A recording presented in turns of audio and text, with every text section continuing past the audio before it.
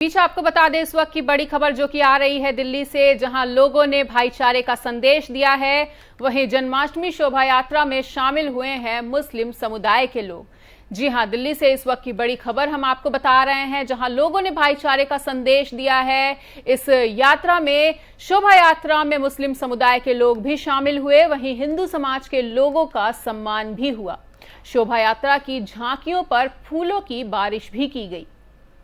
तो आपको बता दें कि जन्माष्टमी के मौके पर शोभा यात्रा निकाली गई थी, जहां भाईचारे के संदेश को देते हुए नजर आए मुस्लिम समुदाय के भाई। वहीं इस शोभा यात्रा में मुस्लिम समुदाय के लोग भी शामिल हुए। हिंदू भाइयों का सम्मान भी किया गया और उन पर फूलों की बारिश भी की गई। के साथ लगातार बने हुए हैं, जहां दिल्ली से बड़ी खबर सामने आ रही है, जहां हिंदू समाज के लोगों को सम्मानित किया गया है। वहीं शोभा यात्रा में मुस्लिम समुदाय के लोग भी शामिल हुए हैं।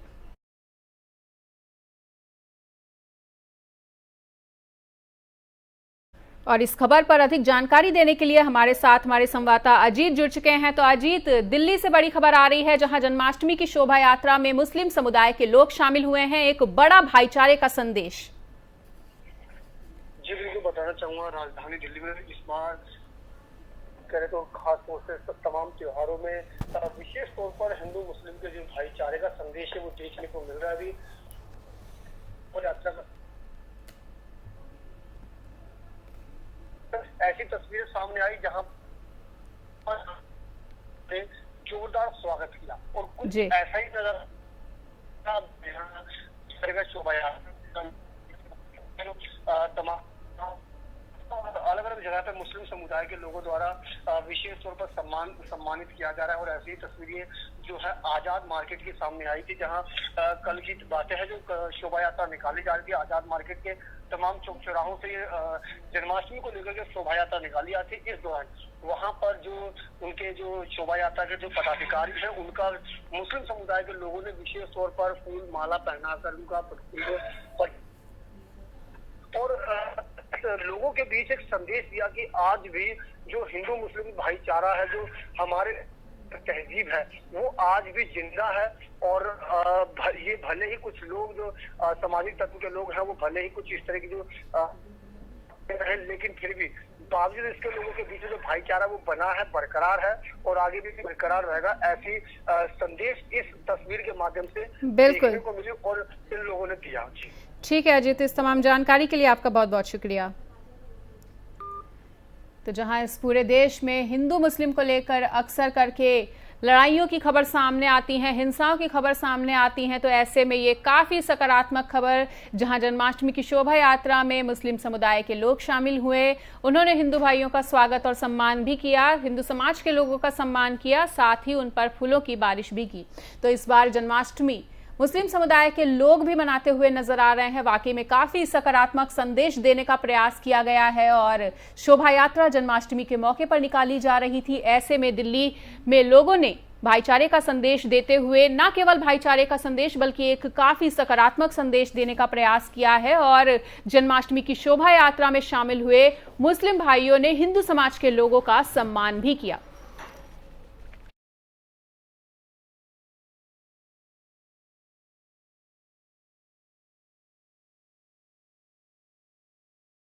दिल्ली पुलिस की क्राइम ब्रांच ने लूट की वारदात का खुलासा करते हुए एक शातिर लुटेरे को गिरफ्तार कर लिया है। वहीं पुलिस ने आरोपी के कब्जे से एक देशी पिस्तौल और 2 जिंदा कारतूस बरामद किए हैं। आरोपी बंदूक की नोक पर लूट और चोरी के मामले में वांछित चल रहा था। वहीं पुलिस के मुताबिक नरेला निवासी एक शख्स ने अपने साथ हुई बंदूक की नोक पर लूटपाट की वारदात की शिकायत दर्ज कराई थी। पुलिस के मुताबिक आरोपी ने अपने एक सहयोगी के साथ मिलकर लूट की वारदात को अंजाम दिया था और हालांकि पुलिस ने उसके सहयोगी को पहले ही गिरफ्तार कर लिया था। फिलहाल पुलिस अब आरोपी के खिलाफ आगे की विधिक कार्रवाई में जुट गई है।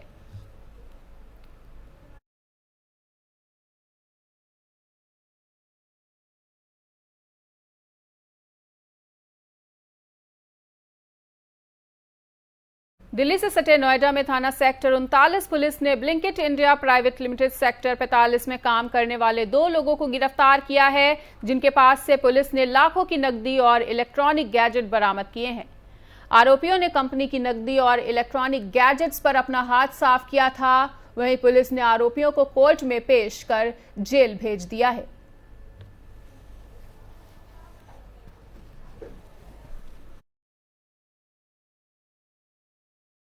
ये सेक्टर 45 में ग्रोसरी स्टोर है, जिसे ब्लिंकिट इंडिया के नाम से जाना जाता है। ऑनलाइन सप्लाई करते हैं ग्रोसरीज की है। तो इनके यहाँ काफ़ी कर्मचारी हैं। उन्हीं कर्मचारियों में से दो ने जो बिक्री के बाद जो भी इनका सामान था, वो सामान लगभग 6 लाख रुपए, जिसमें सिक्के भी थे, कैश था, अलग अलग बंडलों में थे, पूरे बंडल उठा ले गए थे। साथ में वहाँ जो 2 DVR लगे थे, वो DVR भी ले गए थे कि ये पकड़े ना जाएँ। और उनका वाईफाई, डोंगल, एक लैपटॉप, ये सारी चीज़ें ले गए थे। जब दुकान अगले दिन उन्होंने खोली तो उन्होंने देखा इतना सामान गायब है। और चूँकि बाहर गार्ड रहता था, इससे ये ज्ञात हुआ कि कोई बाहरी आदमी इसमें नहीं है, बल्कि अंदर के ही कर्मचारी ले गए हैं। इन कर्मचारियों से संपर्क करने का प्रयास किया गया, लेकिन कुछ कर्मचारियों ने अपने मोबाइल बंद कर लिए थे, जिससे उन्हें संदेह हुआ। फिर ये सेक्टर 45 में ग्रोसरी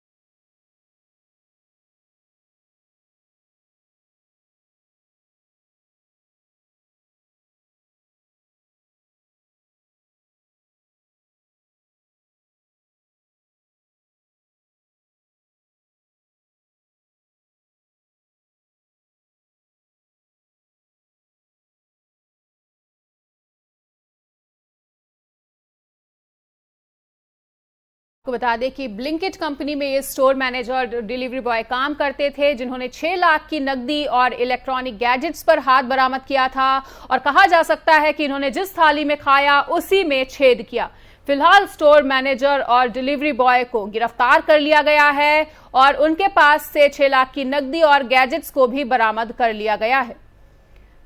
तो नोएडा से ये बड़ी खबर सामने आ रही है, जहां 6 लाख की नकदी और इलेक्ट्रॉनिक गैजेट्स पर अपना हाथ साफ करने वाले स्टोर मैनेजर और डिलीवरी बॉय को पुलिस ने अब गिरफ्तार किया है। ब्लिंकिट कंपनी का ये पूरा मामला था, जहां के स्टोर मैनेजर और डिलीवरी बॉय ने ही जहां पर खाया वहीं पर उनकी थाली में उन्होंने छेद किया और लाखों की नकदी और वहां के गैजेट्स पर भी उन्होंने अपना हाथ साफ किया और उनकी चोरी की।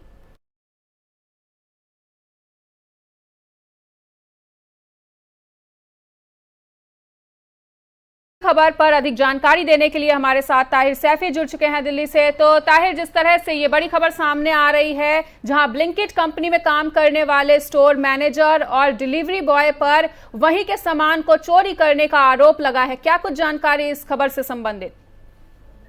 देखिए, बिल्कुल मनीषा, आपको बता दूं कि नोएडा के सेक्टर 39 थाना क्षेत्र का ये मामला है, जहां पर सेक्टर 45 में स्थित ब्लिंकिट प्राइवेट लिमिटेड कंपनी में काम करने वाले 2 कर्मचारियों के द्वारा कंपनी में ही लगभग 6.5 लाख रुपए के सामान को चोरी कर बड़े ही आराम से जो है फरार हो जाते हैं। जब कंपनी में चोरी की सूचना मिलती है तो इसकी शिकायत पुलिस से की जाती है। पुलिस पूरे मामले की जो है जांच में जुट जाती है और जांच में जो तथ्य निकल कर आते हैं उसके आधार पर कंपनी में काम करने वाले डिलीवरी बॉय और कंपनी में काम करने वाले जो सुपरवाइजर था, इसको जो है गिरफ्तार कर लिया जाता है। पकड़े गए दोनों शख्सों के द्वारा जो है कंपनी में चोरी की वारदात को अंजाम दिया गया था। पकड़े गए आरोपियों से लगभग 6,50,000 रुपए का थैला, DVR और लैपटॉप की घटना जो थी उसको जो है बरामद कर लिया गया है। पुलिस के आला अधिकारियों का कहना है कि पकड़े गए आरोपी पहले कंपनी में काम किया करते थे और फिर भरोसा हासिल करने के बाद जो है चोरी की वारदात को अंजाम देकर फरार हो जाते थे। फिलहाल पुलिस के आला अधिकारियों का कहना है कि पकड़े गए दोनों आरोपियों से पूछताछ की जा रही है कि वह पहली चोरी की घटना को अंजाम दे चुके हैं या फिर इससे पहले भी किसी और कंपनी में जो उन्होंने चोरी की वारदात को अंजाम दिया है। लेकिन बड़ा सवाल खड़ा होता है कि जिस कंपनी ने रोजगार दिया, घर चलाने के लिए खाने की व्यवस्था की, उसी कंपनी में चोरी की वारदात को अंजाम देते हुए 2 कर्मचारी नजर आते हैं, जिसके बाद कर्मचारी के कार्यशैली पर जो सवाल खड़े हो गए। मनीषा। बिल्कुल ताहिर, और यहाँ पर कर्मचारियों की कार्यशैली पर तो सवाल खड़ा ही होता है, लेकिन ताहिर ये भी सोचने वाली बात है कि एक बड़ी कंपनी है ब्लिंकिट और उसने हायरिंग करते समय क्या 2 लोगों के इतिहास को जानने का प्रयास नहीं किया था? देखिए, पुलिस के आला अधिकारियों से मेरी बात हुई है। पुलिस के आला अधिकारियों का कहना है कि पकड़े गए जो दोनों शख्स हैं, इनकी जो है पूर्व में भी जो है आपराधिक इतिहास है, उन्हें जहाँ खंगालने का काम किया जा रहा है। तो दूसरी तरफ कंपनी में जब इन दोनों शख्सों को रखा गया था, बाकायदा इनका जो है क्रिमिनल इतिहास भी जो है खंगाला गया था। कंपनी को इस बात का अंदाजा नहीं था कि जिन दोनों शख्सों को वो कंपनी में नौकरी दे रहे हैं, वही शख्स जो है कंपनी में चोरी की वारदात को अंजाम देंगे। फिलहाल पुलिस के आला अधिकारी दोनों पकड़े गए आरोपियों से पूछताछ करने में जुटी हुई है, ताकि इस पूरे मामले का जो है खुलासा करने के साथ साथ ये भी पुलिस जानकारी कर सके कि इस कंपनी में चोरी करने वाले ये 2 शख्स थे या इनके साथ कोई और भी शामिल था। बिल्कुल ताहिर, तो इस तमाम जानकारी के लिए आपका बहुत बहुत शुक्रिया।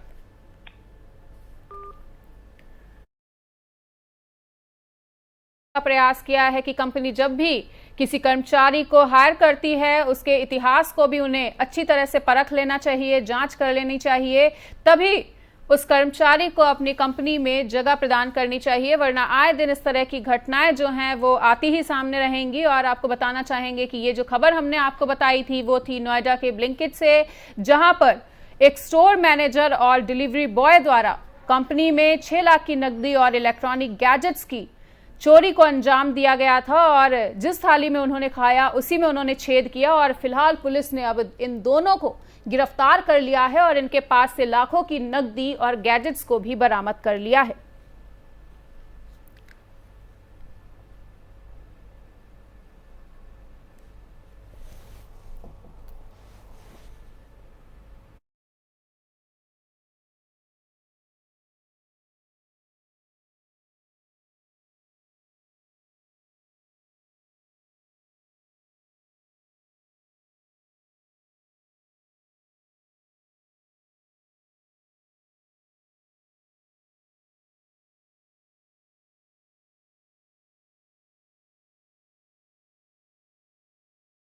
आम आदमी पार्टी ने 2024 की कवायद शुरू कर दी है और अरविंद केजरीवाल 2024 के लोकसभा चुनाव की ताक में है। उन्होंने प्रधानमंत्री के विश्व गुरु के तर्ज पर एक नया नारा दिया है, और सुनिए उन्होंने क्या कुछ कहा। भगवान ने भारत को सब कुछ देने में कोई कसर नहीं छोड़ी, सब कुछ दिया है भगवान ने हमें। भगवान ने हमें नदियां दी, पहाड़ दिए, जड़ी बूटियां दी, फसलें दी, समुद्र दिया, क्या नहीं दिया भगवान ने, इतना विशाल देश। और जब भगवान ने इंसान पैदा किया तो सबसे इंटेलिजेंट लोग भगवान ने इंडिया में पैदा किया, फिर भी हम पीछे रह गए। फिर हम पीछे क्यों रह गए? भारत आखिर पीछे क्यों रह गया? दोस्तों, अगर इनके भरोसे छोड़ दिया, इन पार्टियों और इन नेताओं के भरोसे छोड़ दिया, तो अगले 75 साल और पीछे रह जाएंगे। इनमें से किसी को अपना परिवार प्यारा है, इनमें से किसी को अपना दोस्त प्यारा है, किसी को भ्रष्टाचार करना है, किसी को देश लूटना है। इन 75 साल में इन्होंने अपने घर भरने के और अपने दोस्तों के घर भरने के सिवा कुछ नहीं किया। आज हम सब लोग प्रण लेते हैं कि जब तक भारत को दुनिया का नंबर 1 देश नहीं बनाएंगे, हम सोएंगे नहीं, खाएंगे, चैन से नहीं रहने वाले। तब तक हम चैन से नहीं रहेंगे जब तक हम भारत को दुनिया का नंबर 1 देश नहीं बनाने। मैं पूरे देश में जाऊंगा, पूरे देश के कोने कोने में जाऊंगा, लोगों को जोड़ूंगा और 130 करोड़ लोगों का अलायंस बनाएंगे। 130 करोड़ लोगों को इस मिशन से जोड़ेंगे, और जब 130 करोड़ लोग जुड़ गए तो भारत को सर्वश्रेष्ठ राष्ट्र, शक्तिशाली राष्ट्र बनने से कोई नहीं रोक सकता। भारत माता की इनकलाब, वंदे, जय हिंद, जय हिंद।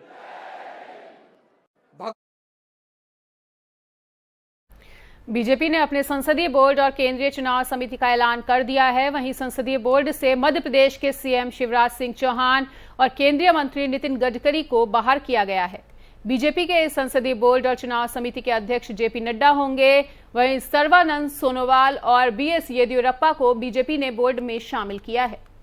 बता दें कि संसदीय बोर्ड बीजेपी की सबसे ताकतवर संस्था है और पार्टी के तमाम बड़े फैसले इसी बोर्ड के जरिए लिए जाते हैं। महाराष्ट्र के डिप्टी सीएम देवेंद्र फडणवीस को संसदीय बोर्ड में तो जगह नहीं मिली है, लेकिन उन्हें दूसरी ताकतवर संस्था चुनाव समिति का सदस्य बनाया गया है। उनके अलावा वन मंत्री भूपेंद्र यादव और राजस्थान से आने वाले ओम माथुर को भी इस चुनाव समिति में जगह दी गई है।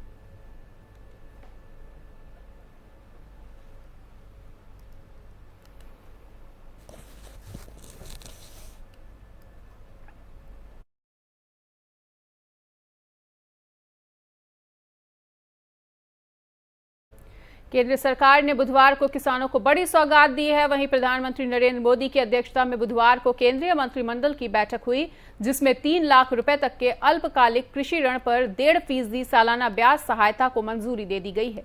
साथ ही कैबिनेट ने यात्रा, पर्यटन और आतिथ्य क्षेत्र के लिए आपातकालीन क्रेडिट लाइन गारंटी योजना की सीमा 50,000 करोड़ रुपए तक बढ़ाने की मंजूरी भी दी है। सरकार ने निर्णय लिया है कि 1.5% इंटरेस्ट सबवेंशन अपनी ओर से देगी और 34,856 करोड़ रुपया इसके लिए हम उपलब्ध करवाएंगे। तो सन 2022-23 जो वित्तीय वर्ष हमारा 2022-23 से हमारे 24-25 तक इसको उपलब्ध करवाया जाएगा और किसानों को पहले की तरह ही किसान क्रेडिट कार्ड पर 3 लाख रुपए का लोन मिलेगा, 7% ब्याज पर ही मिलेगा, 3% की सबवेंशन किसानों को मिलेगी जो टाइम पर पेमेंट करते हैं, और बैंकों पर इसका दुष्प्रभाव न पड़े उसके लिए 1.5% इंटरेस्ट की सहायता हम लोग अपनी तरफ से करने जा रहे हैं। यही नहीं, इसके अलावा भी अगर आप पहले भी देखें तो केवल किसानों को ही लोन मिलता था, क्रॉप लोन। इसको मछुआरों और पशुपालकों को भी देने का काम नरेंद्र मोदी जी की सरकार ने किया, इसी सरकार ने किया, और ये जो लाभ है अब आगे भी उनको ऐसे ही जारी होता रहेगा, इसमें कोई कमी नहीं आएगी। भारत सरकार ने मोदी जी के नेतृत्व में निर्णय लिया है कि 50,000 करोड़ रुपए हम इसमें और वृद्धि करेंगे। ECLGS स्कीम को हम 4.5 लाख करोड़ से बढ़ाकर 5 लाख करोड़ कर देंगे, और ये 50,000 crore specific travel, tourism, hospitality sector के लिए रहेगा, जो एक बड़ा रोजगार देने का सेक्टर है। चाहे जम्मू कश्मीर, हिमाचल प्रदेश, उत्तराखंड हो या दक्षिण में केरल हो, पश्चिम में हमारे गुजरात से लेकर नॉर्थ ईस्ट तक हो, बहुत सारे राज्यों में करोड़ों लोगों को कुल मिलाकर रोजगार के अवसर ट्रैवल, टूरिज्म, हॉस्पिटैलिटी से मिलते हैं। तो 50,000 करोड़ रुपया केवल और केवल ECLGS में इन सेक्टर्स के लिए रखा जाएगा, और इसके लिए जो एडिशनल हमें अपनी ओर से गारंटी कवर देना पड़ेगा, वो exclusive additional guarantee cover Bharat सरकार देगी लगभग 7,500 करोड़ रुपए का, ताकि 50,000 करोड़ रुपया ट्रैवल, ट्रांसपोर्ट। और फिलहाल इस वक्त के बुलेटिन में इतना ही। प्रदेश और दुनिया की तमाम बड़ी खबरों के लिए जुड़े रहिए FM न्यूज के साथ।